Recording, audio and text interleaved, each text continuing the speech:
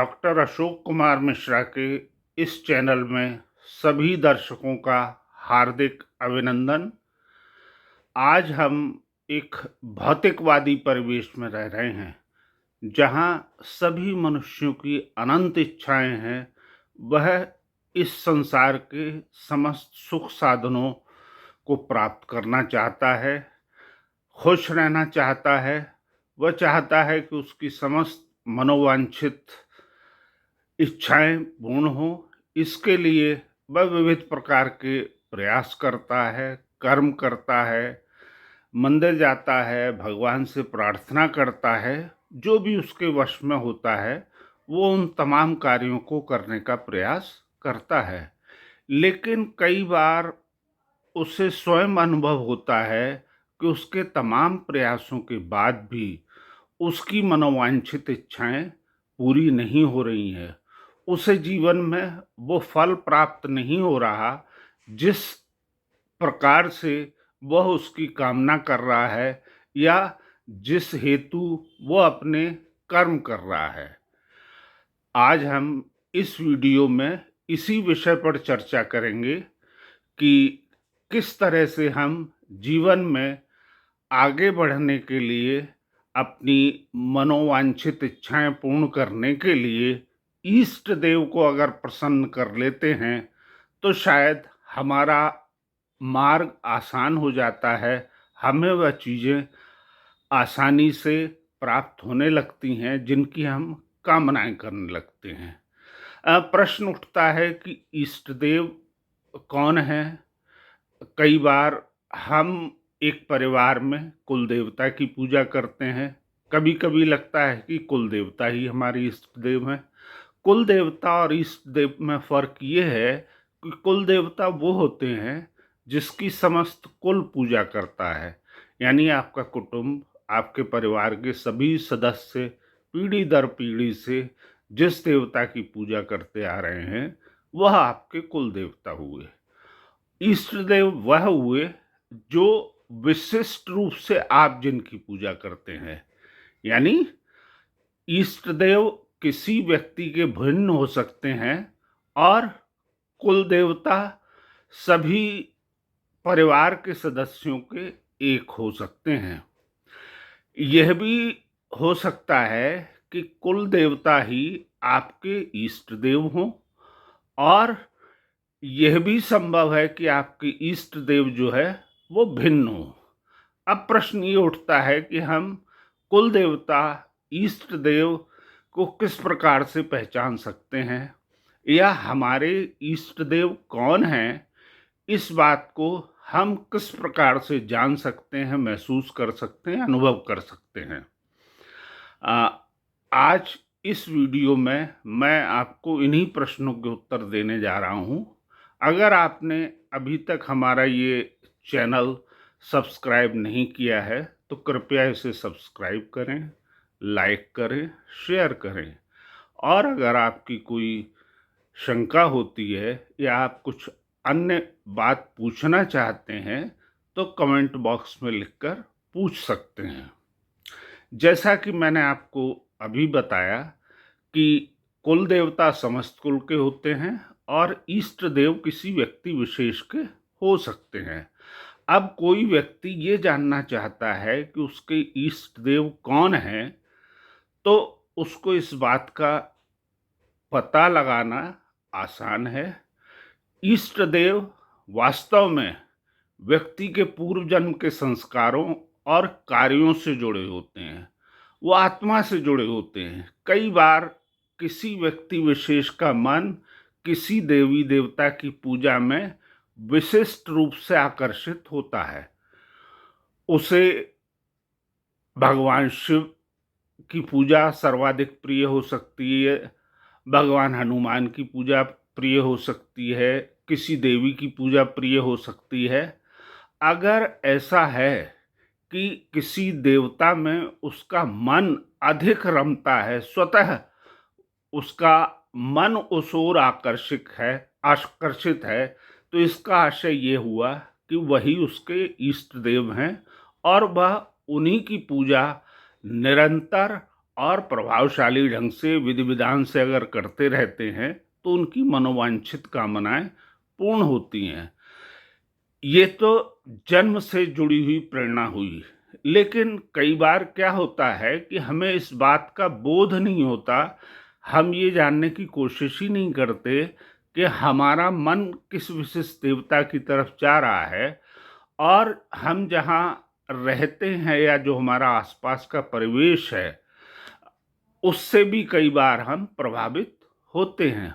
उदाहरण के लिए, अगर आपके पास जहाँ आप रहते हैं उस निवास स्थल के पास कोई पूजा स्थल है, मंदिर है, और आप प्रातःकालीन या सायंकालीन किसी भी समय उस मंदिर में जाते हैं और किसी देवी देवता या जिस भगवान का वो मंदिर है उनकी नित्य उपासना करते हैं और लंबे समय तक आप ये करते रहते हैं, तो इससे क्या होता है कि भक्ति से कोई भी भगवान प्रसन्न होता है और आपकी मनोवांछित कामनाएं पूर्ण करता है।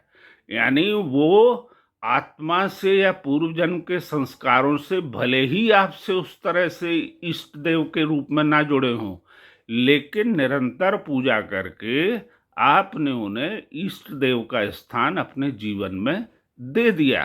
तो जब भक्ति जो है आप इस तरह से करते हैं तो भगवान आपकी मनोकामनाएं पूर्ण करने के लिए विवश हो जाते हैं। तो अगर आप स्वयं पहचान पा रहे हैं अपने आत्मिक विश्लेषण से, अपने अंदर के विश्लेषण से कि मेरा मन किस देवी देवता की तरफ रमता है, तो उनकी नित्य उपासना कीजिए, उनकी सर्वाधिक पूजा कीजिए। और अगर दूसरा प्रकार जहां मैंने बताया कि आप किसी मंदिर या किसी स्थान पूजा स्थल पर जाते हैं, वहां पर भी फिर आप अगर नित्य प्रति उपासना उनकी कर रहे हैं तो वो भी आपको इष्ट देव की भांति ही फल देने लगते हैं, चूंकि आप उनकी निरंतर पूजा कर रहे हैं।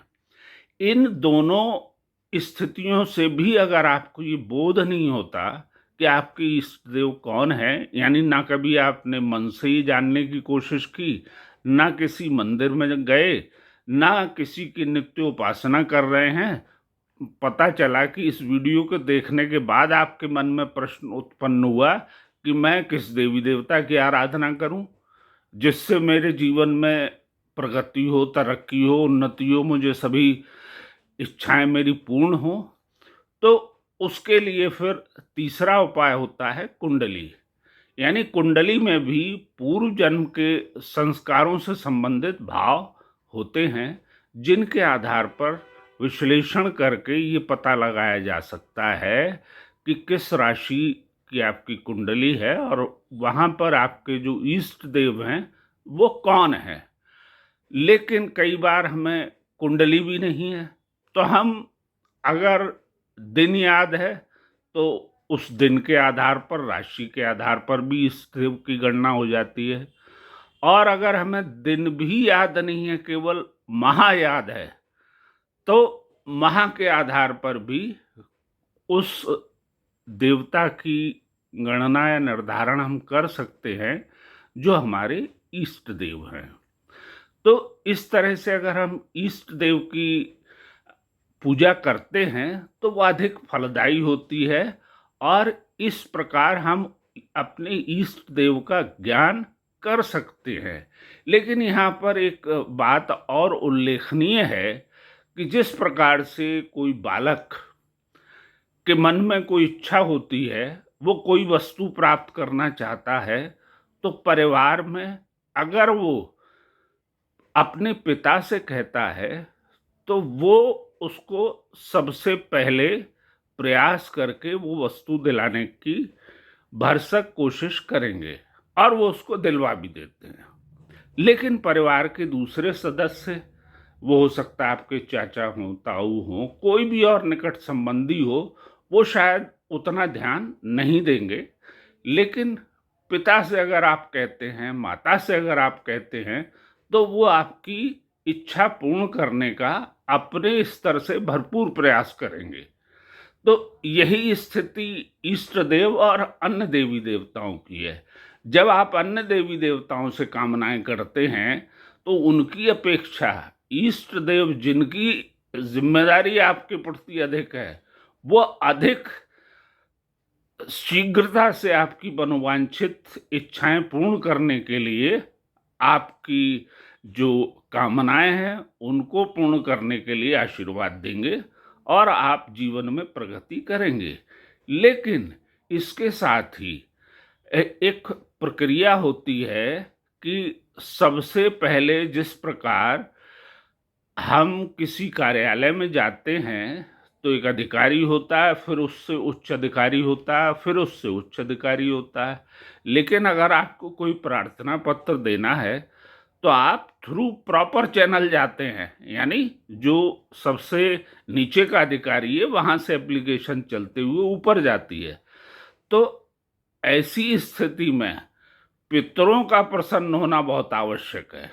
अगर आपके पितृदेव प्रसन्न हैं तब वो आपकी मनोवांछित जो इच्छा है वो इष्ट देव के लिए शीघ्र पहुंचेगी, क्योंकि जो आपके इमीडिएट बॉस हैं वो पितृदेव हैं। यानी अगर पितृदेव प्रसन्न नहीं है, आपके पितर प्रसन्न नहीं है, तो आपको जीवन में शारीरिक कष्ट, दुख, चोट लगना, दुर्घटना होना, संतान का विवाह देर से होना, परिवार में अशांति, कलह, ऐसी किन्हीं भी स्थितियों का सामना करना पड़ता है, जिनके निरंतर निवारण के प्रयास भी आपके प्रयास उतने फलीभूत नहीं होते, क्योंकि पितृदेव की कृपा नहीं है। तो पितृदेव की कृपा भी आवश्यक है, इसलिए पितृदेव को हमेशा शांत रखें, तृप्त रखें और उनकी पूजा अर्चना समय समय पर करते रहें। तो पितृदेव अगर प्रसन्न है तो इष्ट देव आपकी समस्त मनोकामनाएं पूर्ण करने के लिए तत्पर रहेंगे, और आप अगर पूर्ण विधि विधान से उनकी पूजा करते हैं, इष्ट देव से मनोकामनाएं करते हैं, तो वो आपकी मनोवांछित इच्छाएं अवश्य पूर्ण करेंगे। हाँ, इसमें एक बात और ध्यान रखने लायक है कि पूजा स्थल पर बहुत अधिक संख्या में अगर आप मूर्तियां रखते हैं और उनकी नित्य प्रति उस तरह से उपासना और सम्मान नहीं कर पाते, तो वो एक नकारात्मक पक्ष होता है। तो इस बात का भी ध्यान रखें कि पूजा स्थल पर अपने इष्ट देव की मूर्ति अवश्य रखें और उनकी नित्य उपासना करें, और दैनिक कार्यों के मध्य या प्रातः काल या जैसा आपने पूजा का उपासना का नियम बनाया हुआ है, उस इष्ट देव से संबंधित मंत्र का भी उच्चारण करते रहें। यानी मंत्रोच्चारण, पूजा अर्चना और सच्चे भाव से अगर आप अपने इष्ट देव की भक्ति करते हैं तो आपकी समस्त मनोकामनाएं पूर्ण होंगी और आप जीवन में निरंतर आगे बढ़ते जाएंगे। धन्यवाद दर्शकों।